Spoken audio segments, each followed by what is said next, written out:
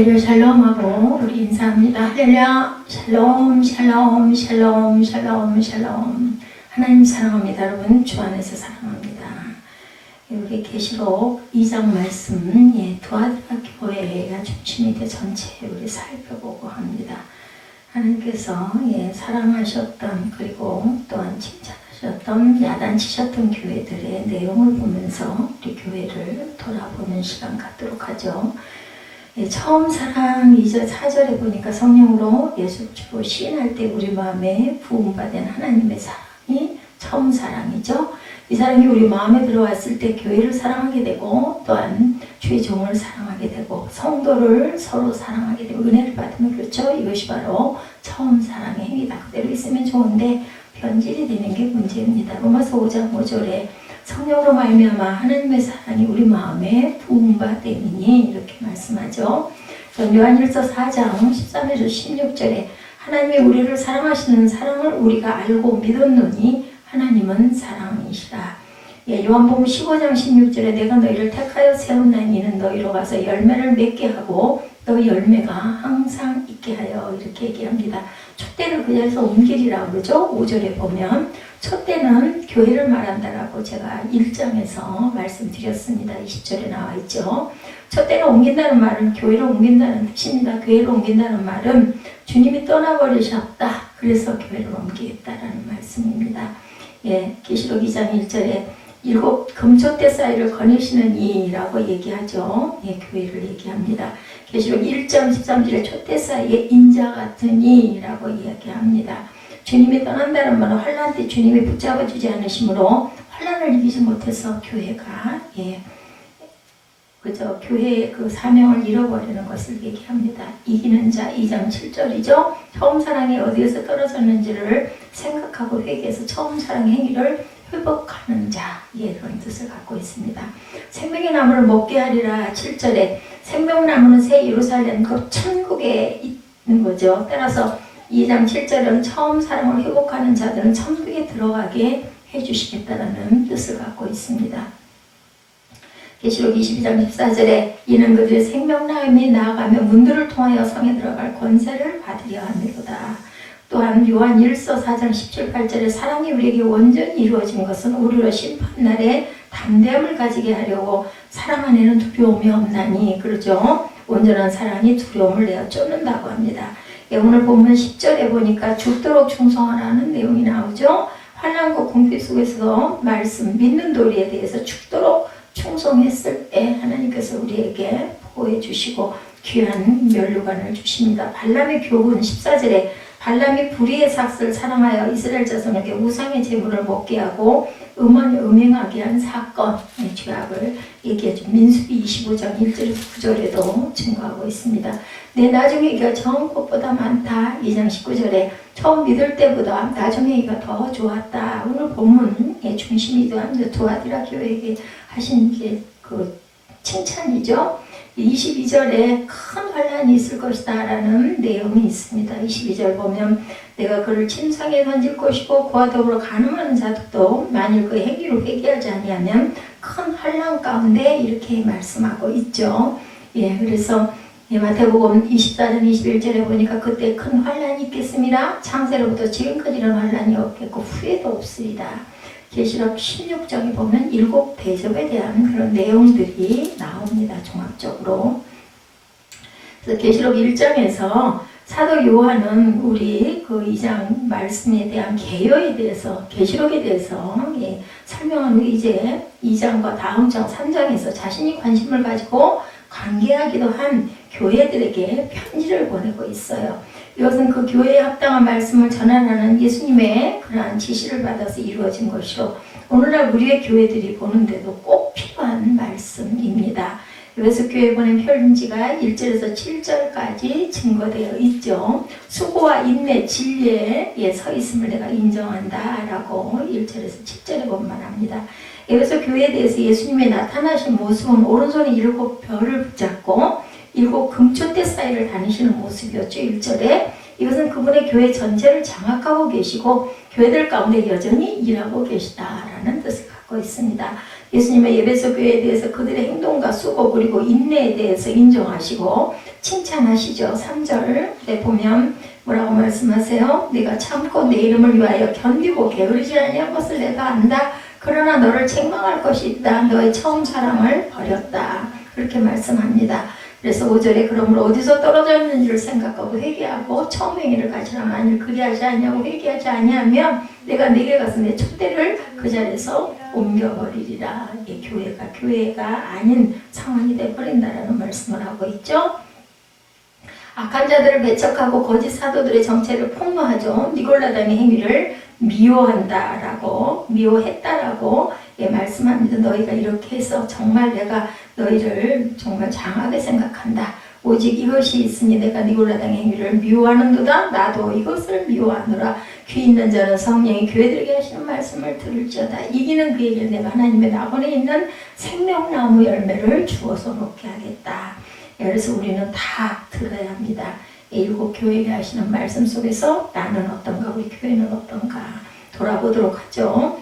요한일서 4장 1절에 사랑하는 자들아 영을 다 믿지 말고 오직 영들이 하나님께 속하였나 분별하라고 합니다. 그래서 많은 거짓 선지자가 세상에 나왔다. 그래서 영들에 대한 것을 우리가 항상 깨달아 알도록 바라봐야 된다. 인내는 약속을 기업으로 받습니다. 그래서 10장 36절에 너희가 인내가 필요하면 너희가 하나님의 뜻을 행한 후에 약속하신 것을 받기 위함이라. 그리고 또한 항상 인내하고 끝까지 참을 줄 알아야 됩니다.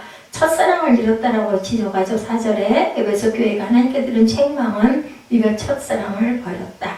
이 사랑에는 예수님께 대한 것과 아울러 성도 간의 교제도 포함되어 있습니다.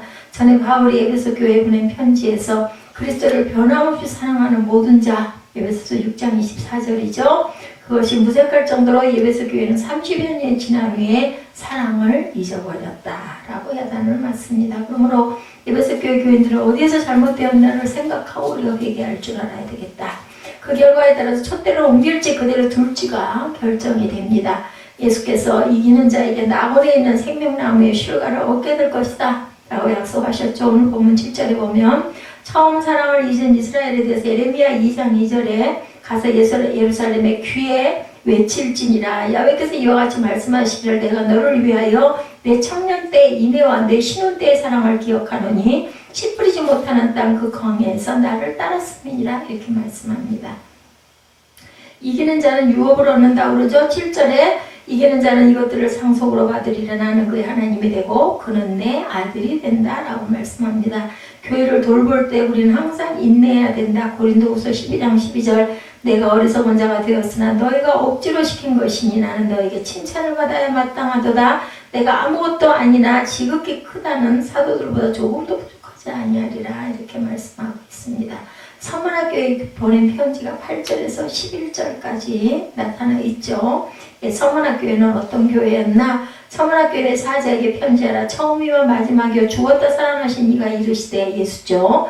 내가 내 환난과 궁핍을 알거니와 실상은 내가 부요한 자니라. 자칭 유대인이라 하는 자들의 비방도 알거니와 실상은 유대인이 아니요 사탄의 회장이라. 8절 9절입니다. 서문학교의 얘기죠. 10절에 너는 장차 받을 고난을 두려워하지 말라. 볼지어다 마귀가 장차 너희 가운데 몇 사람을 오게든지 시험을 받게 하리니 너희가 10일 동안 환난을 받으리라. 내가 죽도록 충성하라. 그러면 내가 생명의 원력을 주리라. 귀 있는 자들이 성령이 교회에게 하시는 말씀을 들을지어다. 이기는 자는 둘째 사망의 해를 받지 아니하리라. 이렇게 말씀하고 있습니다. 환난과 궁핍을 당했지만 실상은 너희는 정말 부요한 자라고 칭찬을 하시죠.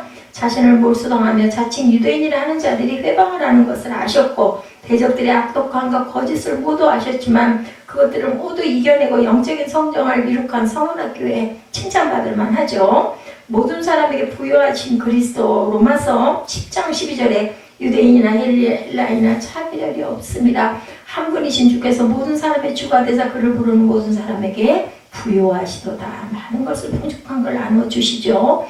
믿음에 부여케 된 그리스도인. 야고보서 2장 5절입니다. 내 사랑하는 형제들아 들을지어다. 하나님의 세상에서 가난한 자를 택하사 믿음에 부여하게 하시고 또 자기를 사랑하는 자들에게 약속하신 나라를 상속으로 받게 하지 아니하셨느냐. 그렇게 하셨다라는 거죠. 참된 부여에 대해서 고린도후서 8장 9절에 우리 주 예수 그리스도의 은혜를 너희가 알거니와 부유하신 이로써 너희를 위하여 가난하게 되심은 그의 가난함으로 말미암아 너희를 부유하게 하려 하심이라고 말씀합니다.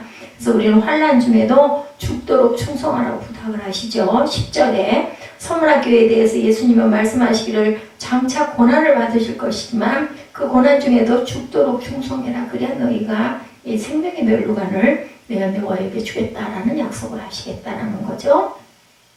그 환난을 이기는 자만이 둘째 사망의 해를 받지 않는다라는 것입니다. 11절에 지극히 작은 일에 충성해야죠. 누가복음 16장 10절에서 12절에 지극히 작은 것에 충성된 자는 큰 것에도 충성되고 지극히 작은 것에 불의한 자는 큰 것에도 불의하니라.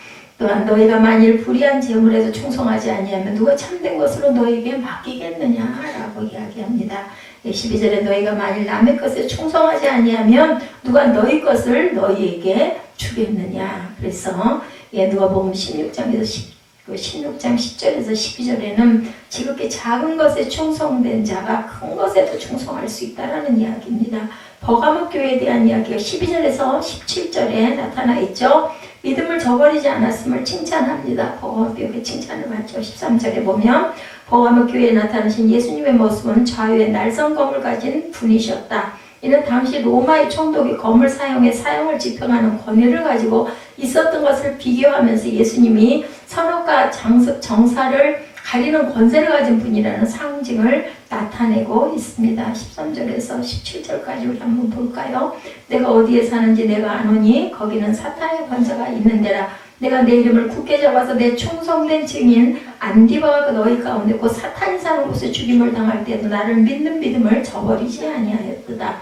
그러나 내게 두 가지 책망할 것이 있나니 거기 내게 발람의 교훈을 지키는 자들이 있도다. 발람이 발락을 가르쳐 이스라엘 자손 앞에 걸림돌을 놓아 무성의 제물을 먹게 했고 또 행음하게 하였느니라. 이와 같이 네게도 니골라 당의 교훈을 지키는 자들이 있도다. 그러므로 회개하라. 그러지 아니하면 내가 네게 속히 가서 내 입에 검으로 그들과 싸우리라. 귀 있는 자는 성령이 교회들에게 하시는 말씀을 들을지어다. 이기는 그에게는 내가 감추었던 만나를 주고 또 흰 돌을 줄 터인데 그 돌 위에 새 이름을 기록한 것이 있나니 받는 자밖에는 그 이름을 알 사람이 없느니라. 이렇게 말씀을 합니다.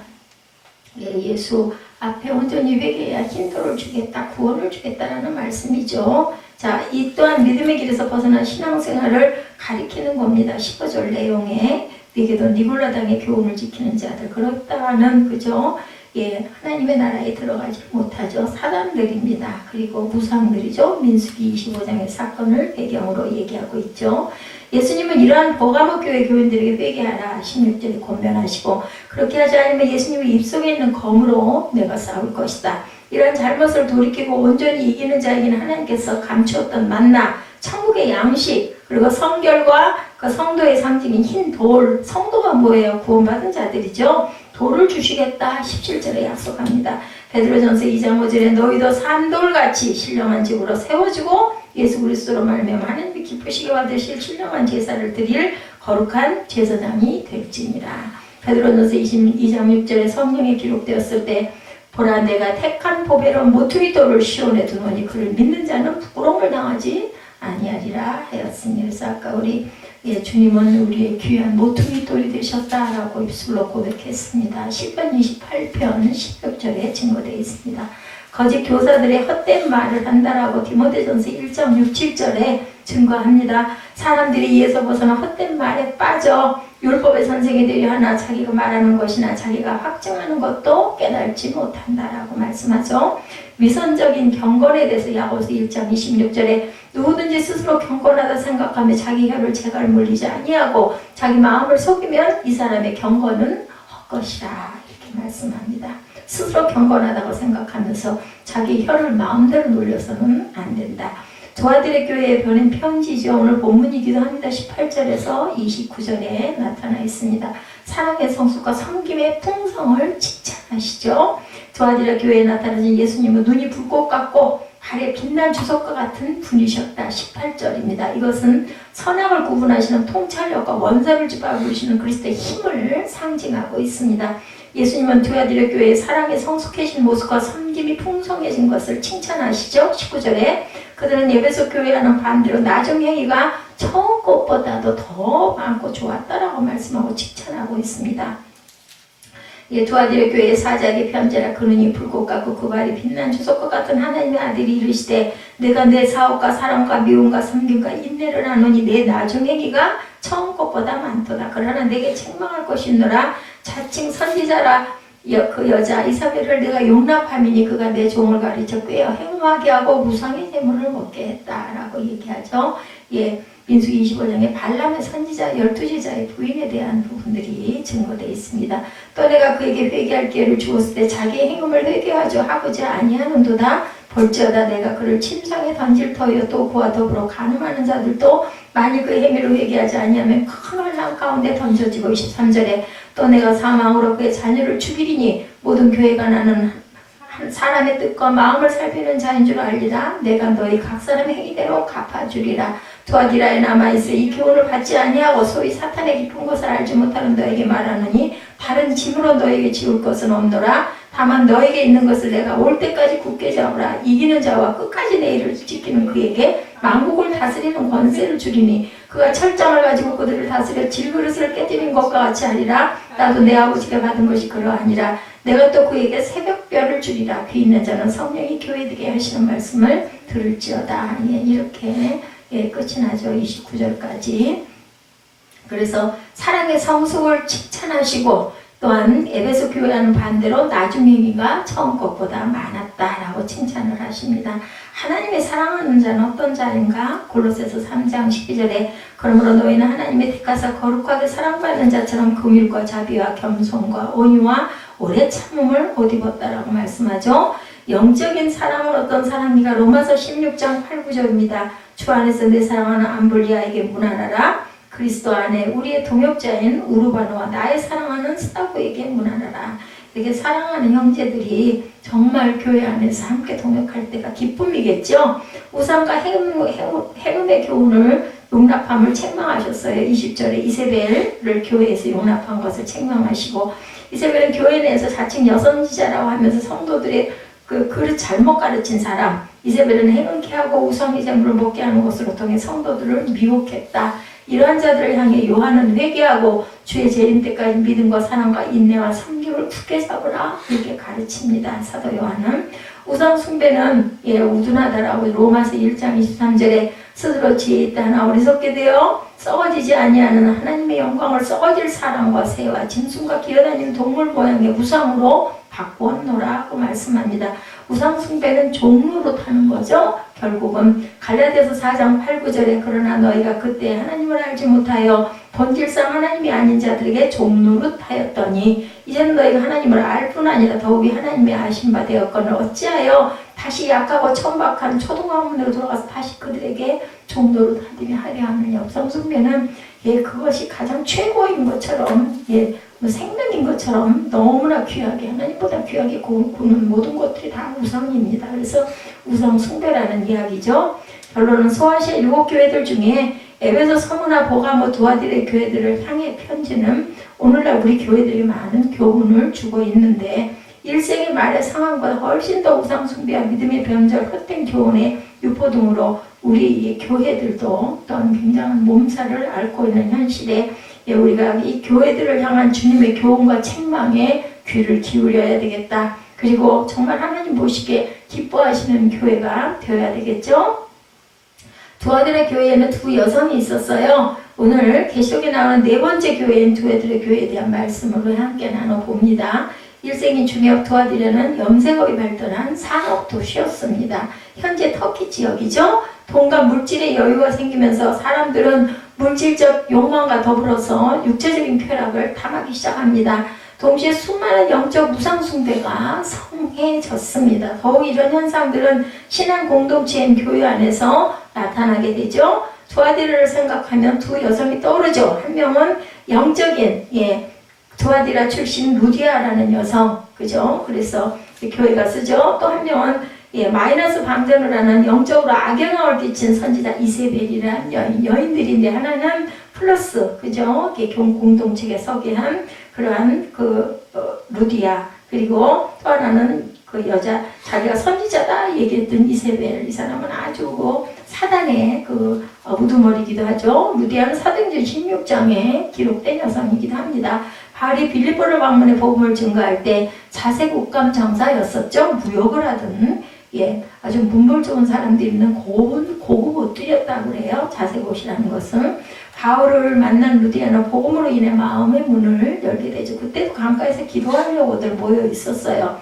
예수님을 주님으로 영접하고 바울을 집으로 초대해서 말씀을 듣고 세례를 받고 그리고 믿음의 자리에 들어서게 된 그러한 그 루디아. 이 여인은 자기 집을 바울의 중심으로 한 예배 공동체 장소로 제공하기도 합니다. 그래서 무슨 교회? 빌립보 교회가 탄생이 됐어요. 집에서부터 예배를 드리기 시작하죠.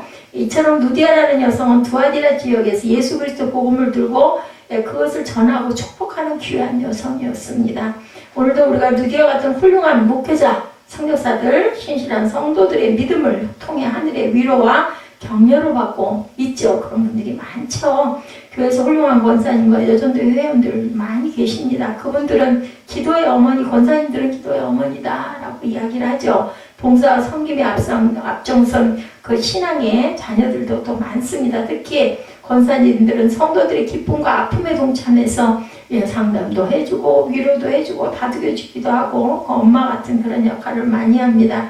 플러스 에너지의 원천처럼 이렇게 교회에 정말 필요한 그런 권사님들이 은혜가 있는 권사님들이 많은 교회는 정말 따뜻한 교회가 되죠. 그래서 교회 가면은 뒤에 이렇게 서 계시고 그죠? 이렇게 들어오시는 분들 인사하고 맞이하시고 그런 분들이 이 권사님들이 아주 한복을 곱게 차려입고 계시는 모습을 우리가 볼 때도 많이 있었습니다. 두아디라 그 루디아 같은 선한 여성과 또 다른 여성 하나가 있었죠. 이세벨 같은 여성. 구약 성경에도 등장하죠. 구약에 등장하는 이세벨은 후기사의 7대 왕 아합의 왕비였었죠. 이세벨이. 그녀는 유대인이 아니고 시돈 왕의 딸입니다. 자기 민족 신들인 바알과 아세라 신상을 유대 땅에 들여온 그러한 장본인이기도 한 이세벨입니다. 또한 야훼 선지자들을 핍박하고 바알과 아세라 선지자들을 그것을 육성해 나가기도 했습니다. 마지막에 선지자 중에 선지자라고 일컬어둔 엘리야를 죽이려고 작정했던 여인이기도 하죠. 그래서 로덴나무 그늘에까지 도망을 와가지고 그냥 엘리야가 나 죽겠소 나 데려가시오 하고 그냥 나가 떨어졌던 그러한 아주 악한 여인, 거짓된 우상에 대한 집념이 아주 집요했던 그러한 그 사단의 괴수라고 보죠. 두아디라 교회에도 그녀와 이름이 같은 거짓 선지자인 이세벨이 등장을 합니다. 그녀는 믿음의 공동체를 파괴합니다. 같은 이름들이 이럴까요? 예수를 믿기만 하면 예수님의 십자가 공로로 어제와 오늘 내일의 모든 죄가 용서를 받으니까 예수 믿으면 무슨 짓을 해도 괜찮다라는 주장을 펴는 거죠. 내 육체가 욕망하면 쾌락을 즐기라고도 전했습니다. 이 이세벨이라는 여인은 당대 발람의 교훈과 니골라당의 교훈과도 아주 흡사한 그러한 자기 주장을 펼쳤던 여성. 더 이상 죄책감을 갖지 말고 못된 짓과 부정한 짓을 해도 이미 용서받았으니까 내 육체의 욕망대로 마음껏 행해라. 이렇게 하면 그게 얼마나 좋아하겠어요. 그걸 좋아하는 사람들은. 육체적인 간음을 행하는 것을 허용하고 거짓 우상을 섬겨도 이미 한번 용서받았으면 영원한 구원이다. 이 얘기인 거예요. 한마디로 얘기하면 괜찮다. 이런 잘못된 거짓 교서를 퍼뜨렸습니다. 예수님이 두아디라 교회의 칭찬과 더불어 책망을 하시게 되죠. 그래서 이처럼 한 여인은 타인을 살리고 인류를 구원하는 그런 교회가 쓰는 빌립보 교회가 쓰는 그런 일을 감당했고 또 다른 여인은 인간을 파멸시키고 죄악을 가져다주는 역할을 하는 두 여인이 등장하죠. 그 가운데 오늘 본문에 두아디라 교회에 등장하는 여인은 후자의 여인이죠. 이로 인해서 교회가 흔들리는 모습을 지켜보면서 예수님은 말씀하십니다. 요한계시록 2장 18, 9절이죠. 그 눈이 불꽃 같고 그 아래 빛난 주석 같은 하나님의 아들이 이르시되 예수님입니다. 내가 내 사업과 사랑과 믿음과 성품과 인내를 아노니 내 나중 행위가 처음 것보다 많도다. 아주 놀라운 칭찬입니다. 갈수록 너는 정말 좋아지는구나. 이런 칭찬 받기가 쉽지 않습니다. 어제보다 오늘이 더 좋은 결과를 맺고 있다는 말씀이죠. 요한계시록에 등장하는 교회를 처음부터 살펴보면 첫 번째 교회인 에베소 교회가 그들이 가진 신앙적 잣대를 잘못된 거짓 선지자들을 규명해 내쫓는 것으로 확인이 됩니다. 이로 인해서 예수님께 칭찬을 받죠. 동시에 처음 사랑을 잃어버렸다는 꾸중을 듣기도 했어요. 첫 번째 에베소 교회는 1절에서 7절에 나와 있죠. 반면 오늘 본문의 두아디라 교회는 내용이 반대예요. 나중 것이 더 좋았다라고 주님은 그 교회를 향해서 말씀하죠. 내가 만일 너희 사랑이 참으로 풍성하구나. 이웃을 위해 봉사도 많이 하고 인내도 크구나. 그런데 분별력을 잃었구나. 거짓된 선지자를 분별하고 그들을 쫓아내는 능력을 너희가 잃어버렸구나. 이렇게 말씀을 합니다. 이런 엄중한 책망을 받죠. 즉 주님은 사랑 없이 정의만 살아있는 것이 문제다라는 말씀을 하셔요. 근데 정의 없이 사랑만 풍성한 것도 또한 잘못이죠. 사랑만 있고 정의가 없으면 안 됩니다. 이로써 두아디라 교회를 향해 든 칭찬을 다음과 같이 바꾸십니다. 그러나 라는 접속사, 역전의 접속사로 시작이 됩니다. 모든 것을 뒤집는 역전의 접속사를 사용하십니다. 20절이죠. 결정적으로 책망받을 시한이 있음을 얘기합니다. 2장 20절입니다. 그러나 내가 책망할 것이 있노라. 그러나로 시작했어요. 자칭 선지자라는 여자 이세벨을 내가 용납하니 그가 내 종들을 가르쳐 행음하게 하고 우상의 재물을 먹게 하는도다. 이렇게 얘기합니다.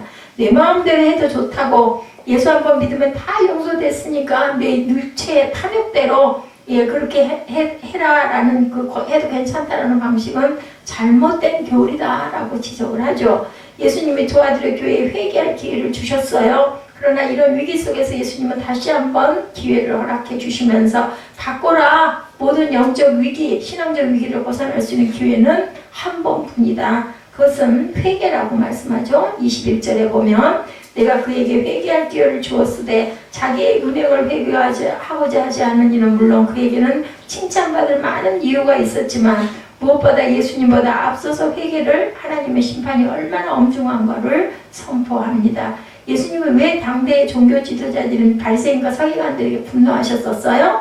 말씀을 들으면서도 전혀 회개할 생각을 하지 않고 자기 합리화를 했기 때문이죠. 반면에 예수님이 왜 우리 백성들을 불쌍히 여기셨는지 그들은 예수님의 말씀하실 때 귀 기울여 들었기 때문입니다. 회개하는 마음으로 예수님을 향해 삶의 방향을 돌려요. 그죠? 바꾸려고 노력했습니다. 후회가 아닌 회개를 해야 된다. 후회와 회개가 비슷한 것 같지만 다르죠.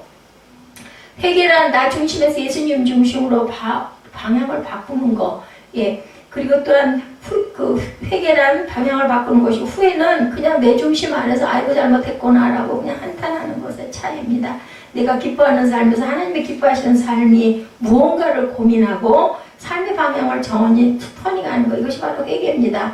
우리는 회개가 필요하다는 사실을 날마다 새롭게 깨닫고 살아갑니다. 다 잘하는 게 절대 없어요. 생활 하루 가운데서도 보면 내 안에 이기심과 탐욕, 죄악을 누구보다도 나 자신이 잘 알아요. 본인은 못 속이죠. 다른 사람 남들은 속일 수가 있지만은, 그죠? 그런데도 왜 그토록 회개하기가 힘들 것일까? 회개하기를 망설이고 주저하고 있는 이유는, 어려운 이유는 뭐예요? 자신을 죄인으로 규명짓게 되니까 그것이 싫은 거예요. 그러다 보니만 이 핑계 저 핑계를 주소다 대죠. 회개한다는 것은 내가 문제가 많은 사람임을 인정하고 확인하는 것이기 때문입니다. 잘못했다라고 단정을 해서 내려놔야 된다는 겁니다. 나 자신의 감춰진 약점을 노출시켜야 됩니다. 다 드러내야 되죠. 회개가. 그래야 회개가 되는 거죠. 그래서 회개란 위험 부담이 크기도 합니다. 내 잘못된 것들을 다 만천하에 공개하고 나면 나중에 두고 그걸로 인한 인상이 지워지지 않을까봐. 그렇죠? 내 삶에 괜찮은 줄 알았는데 구겨진 인생이었네요 하는 이야기를 고백하기가 쉽지가 않습니다. 다른 사람이 아닌 하나님 앞에라 해도 회개하기가 어려운데 하나님 앞에도 토로하는 게 뭐가 어렵겠어요. 왜냐하면 다 알고 계시는데 우리 속속들이 공개하는 건 어렵죠. 많은 사람 앞에서 공개하는 건 어렵죠. 그런데도 1907년 장대인교회에서는 그런 회개 운동이 일어났죠. 그렇게 길선주 목사님, 장로님이 제일 먼저 일어나서 나는 나감 같은 자였습니다. 나는 내 친구의 기가 막힌 돌아가면서 준 돈을 100원을 갚으라고 그 중에서 100원을 내가 떼먹었습니다 하고 이야기를 참 어려운 얘기인데 그랬더니 여기저기서 자신의 죄들을 같이 고백하는 그 내용으로 회개운동이 일어났습니다. 그토록 즐겼던 쾌락도 다 버려야 하는 건 아닌지 그들은 염려가 되는 거예요. 다 뒤집어 내가 따놓고 나면. 그리고 또 뭔가 하나 했을 때 저 사람 그런 사람인데 혹시 그런 거 아니야? 이런 의심을 또 받게 되기도 하겠죠. 우리는 이 물음을 회개하는 순간마다 끊임없이 자신에게 물어보고 이걸 해야 돼 말아야 돼 이럴 수도 있죠. 예, 상 어거스틴의 참회록에 보면은 이런 내용이 나옵니다. 그가 하나님께 이렇게 고백하죠. 하나님 나에게 순교를 주옵소서, 나에게 절제를 주옵소서, 하지만 지금은 마옵소서. 이런 기도 우리가 혹시 해본 적은 없는지, 하나님 언젠가 제가 회개하겠습니다. 그리고 하나님 앞에 돌아오겠습니다. 근데 지금은 좀 그냥 좀 놔두세요. 예, 이렇다는 얘기. 육체적인 쾌락도 예, 즐기잖아요. 제가 세상에서 지금 잘 나가잖아요. 지금은 조금 좀 놔둬주시는 게 어때요? 이렇게 될 수 있다라는 거죠.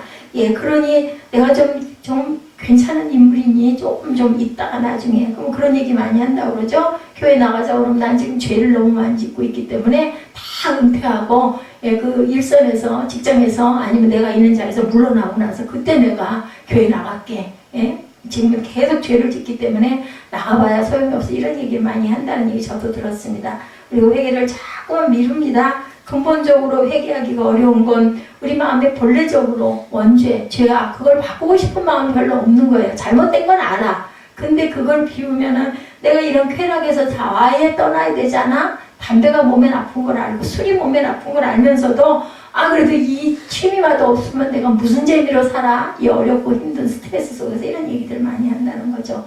아담과 하와처럼 하나님을 향해 저항하고 싶은 마음이 우리 안에 있는 거예요. 그나마라도 없으면 내가 무슨 낙으로 살겠니 이런 마음, 그죠? 그래서 회개할 기회가 주어졌는데도 자꾸 밉니다. 그리고 나름대로 핑계를 대고 거절을 하죠. 왜 우리가 회개하기가 어려울까? 때로는 우리의 마음이 너무 약하기 때문이기도 합니다. 아이고 잘못했다 하면서도 또 저지르죠. 잘못이 무엇인지 알면서도 질질 회개 속에 회개 못하고 끌려갈 때가 있습니다. 습성이 돼가지고 거기에 그냥 그죠? 내가 인이 박혀가지고 아니요라고 말해야 할 때도 거절하지를 않습니다. 착한 콤플렉스를 가진 사람들이 그런 경우가 많죠. 예, 그건 나쁜 거 뻔히 알면서도 그거 틀렸어 이걸 못해요. 제가 어저께 정말 재미있는 일이 있었어요. 이거 노천탕이 있잖아요. 밖에 노천탕에 공기가 시원해서 그 안에 거의 너무 답답하고 어지럼증도 좀 있고 그래서 나갔어요. 추우면 어떻게 할까 그랬더니 괜찮더라고. 물이 따뜻해가지고. 가서 잠깐 앉아있는데 보니까는 어떤 그 분들이 거기 보면 항상 그 외부에도 사우나가 있잖아요. 거기서 있다가 이제들 땀들을 흘리고 노천탕에 들어가는데 아니 보니까 가족인 것 같은데 네 사람이 주르륵 나오더니 그냥 풍덩하고 물속으로 그냥 튀어 들어오더라고요. 내 속으로 이 노천탕은 그냥 물을 안 끈지고 그냥 들어가도 되는 건가 참 이상하네. 그럼 물을 끈지게 맞을 건데 조금 있는데 또 어떤 여자분들 두 분이 또 그 사우나 안에서 나오는데 또 물속으로 풍덩 들어와. 저걸 그냥 두고 봐야 돼. 나야 그냥 들어가면 그만이기는 한데 그랬더니 보니까 아닌 사람들이 두 사람이 안에서 나와가지고 그 속으로 물속으로 들어가지고 다 혼자 온 사람은 없어요. 다들 얘기하고 가족들이 저는 이제 혼자 거기 들어가가지고 뭐 어떤 얘기를 막 하고 있어요. 저건 정말 아닌데 싶어가지고 그냥 또 놓고 못 들어가겠고 그렇다고 또 왜 안 씻고 들어오세요 하고 얘기를 했다가 또 공연히 혼자서 갔다가 시비거리가 되면 또 마음에 상처를 입을 것 같고 근데 틀린 건 틀린 거잖아요. 그래서 그 두 분이 얘기하는 데를 살그머니 다가가가지고 근데 가운데 있었어. 물속에 그냥 들어왔던 분들은 저쪽 끝에 있었고 나는 이쪽 끝에 있었고 두 분들이 얘기를 하길래 거기를 이렇게 저착 가가지고 저 죄송한데 말씀 좀 여쭤볼게요. 그랬더니 둘이 막 얘기를 하다 말 끊고 저를 보더라고요. 그래서 여기는 그냥 사우나에서 나와가지고 물속에 그냥 들어와도 되는 데예요? 이렇게 물어봤더니 그런 게 어딨냐고 물을 끈지고 들어와야지 막 이러더라고요. 그래서 아니 혹시 나는 또 여기 노천탕이라 여기는 그래도 되는 건지 궁금해서 얘기를 잘못했다가는 또 오해를 받을 수도 있을 것 같아서 물어보는데 그거는 아니죠? 하고 물어봤더니 그건 아니라고. 그런 게 어딨냐고. 이게 뭐 저만큼 떨어져 있지만 그쪽을 보면서 저분들은 근데 이래요. 그러니까 이분들도 그분들을 쳐다보고 이제 우리끼리 얘기를 하고 있다 보니까는 민망했는지 슬금슬금 꼭 어른도 있고 학생도 있고 그러면은 그죠? 집안에 뭐 어른들 그리고 뭐 그죠? 가족일 건데 왜 나이 먹은 분들이 또 윗분들이 아랫사람을 가리켜야 될 상황에 공중도덕인데 그랬을까 속으로 마음으로 그런 생각을 했더니 슬금슬금 네 사람이 일어나서 나가더니 나머지 두 사람도 따라서 얼른 안으로 들어가더라고요. 결국은 이제 넷이 남았죠. 또 셋이나 먼저 저까지. 그래서 이따가 저도 그냥 웃으면서 나중에 들어갔어요. 마음속으로 참 잘했다 싶더라고요. 말을 안 하고 나오면 안 되잖아요. 근데 말을 가서 들이대고 하자니 또 조심스럽기도 하고 또 상처를 받을 수도 있겠고, 얘기를 했더니 아마 본인들은 생각을 하지 않았을까. 그러면 안 되잖아요. 그거를 아이들이 그러더라도 어른이 본을 보여야 되는데, 참 제가 지금 이 말씀을 전하다가 그저 잘못된 건 잘못된 거라고 그냥 직접적으로 얘기가 하기가 너무나 힘들면 열심히 기도라도 해가지고 이렇게 그런 부분에 질질 끌려다니지 말고 또 똑같이 따라가지 말고, 그죠? 그런 부분을 선도를 하고 가야 될 텐데, 잘못이 무엇인지를 알면서도 이렇게 회개하지 않고 끌려가는 부분에서 우리가 벗어나야 됩니다. 착한 콤플렉스를 가진 사람들 용기가 없어요. 그래서 주저주저 하는 거죠.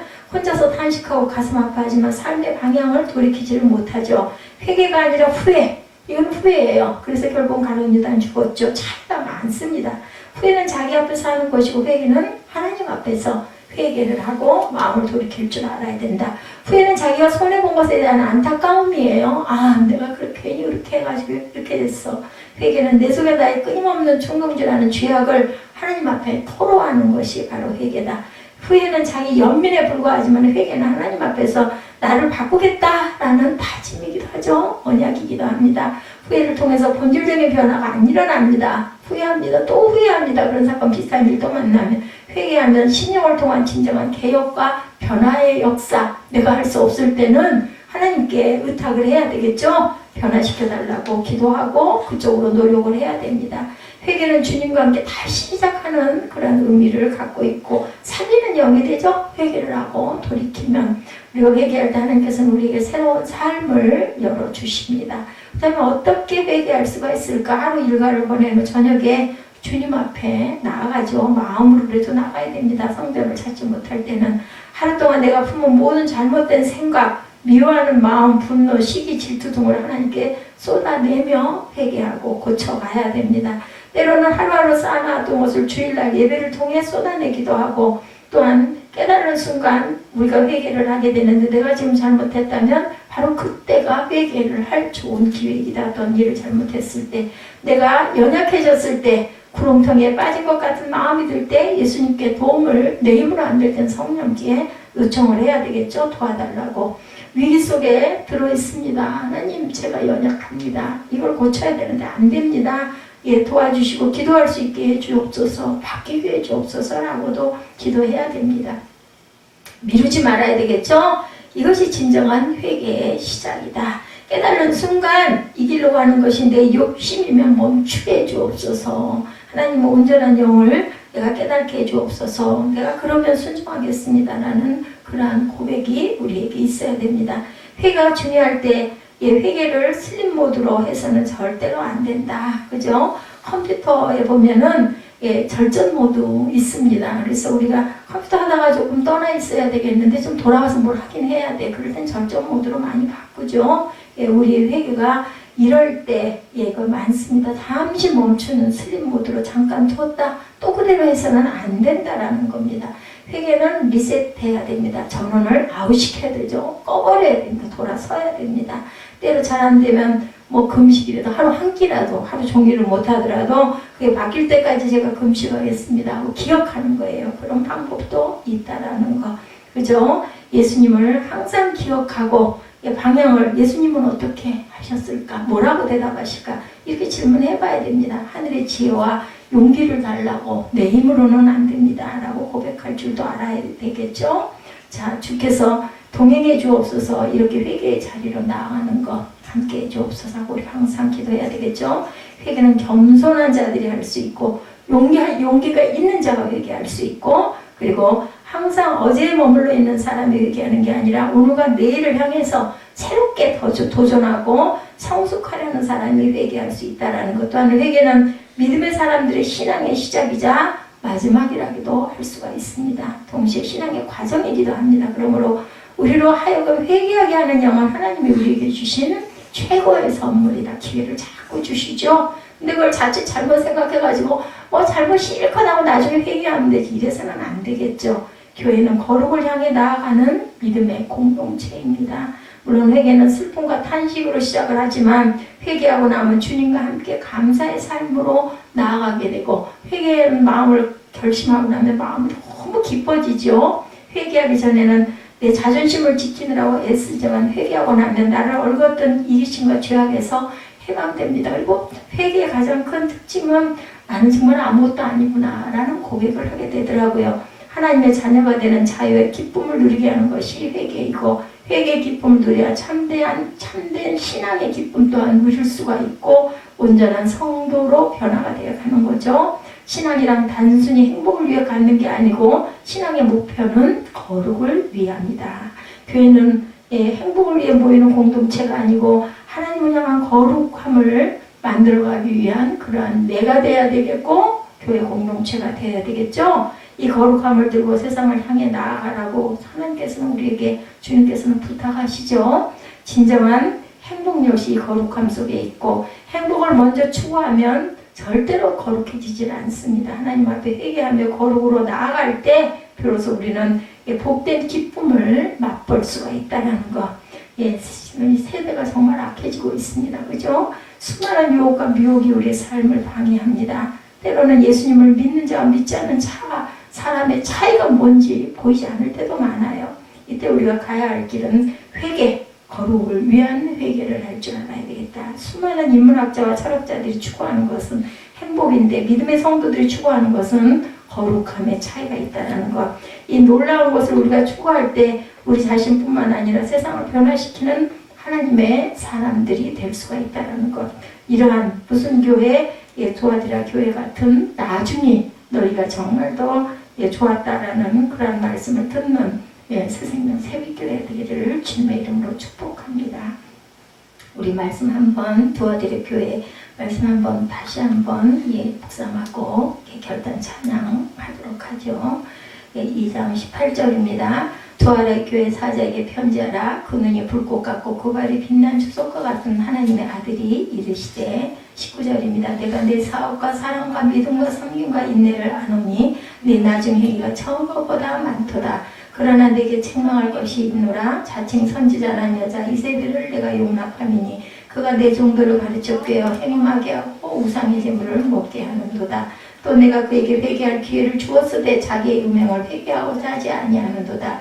볼지어다 내가 그를 침상에 던질 터이요 또 그와 더불어 간음하는 자들도 만일 그의 행위를 회개하지 아니하면 큰 환난 가운데 던져지고 또 내가 사망으로 그의 자녀를 죽이리니 모든 교회가 나는 사람의 뜻과 다 마음을 살피는 자인 줄 알지라. 내가 너희 각 사람의 행위대로 갚아주리라. 도아디라에 남아있어 이 교훈을 받지 아니하고 소위 사탄의 깊은 것을 알지 못하는 너에게 말하노니 다른 짐으로 너에게 지울 것이 없노라. 다만 너에게 있을 것은 내가 올 때까지 굳게 잡으라. 이기는 자와 끝까지 내 일을 지키는 그에게 만국을 다스리는 권세를 주리니 그가 철장을 가지고 그들을 다스려 질그릇을 깨뜨리는 것 같이 하리라. 나도 내 아버지께 받은 것이 그러하니라. 내가 또 그에게 새벽별을 주리라. 귀 있는 자는 성령이 교회들에게 하시는 말씀을 들을지어다. 아멘.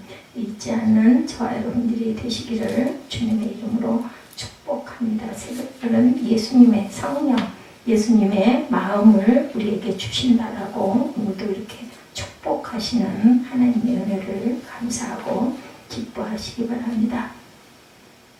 황소처럼 뚜벅뚜벅 걸어갈 줄 아는 그런 저희들 되셔야 되겠죠. 갈라디아서 6장 9절에 우리가 선을 행하되 낙심하지 말지니 포기하지 아니하면 때가 이름에 거두리라. 우리가 항상 서로가 서로를 그저 많이 북돋아주면서 이제 본격적인 한 해의 삶이 시작됩니다. 균형과 호흡을 맞추고 일치와 협동을 통해서 함께 메고 가는 새생명 새벽교회가 되기를 주님의 이름으로 축복합니다.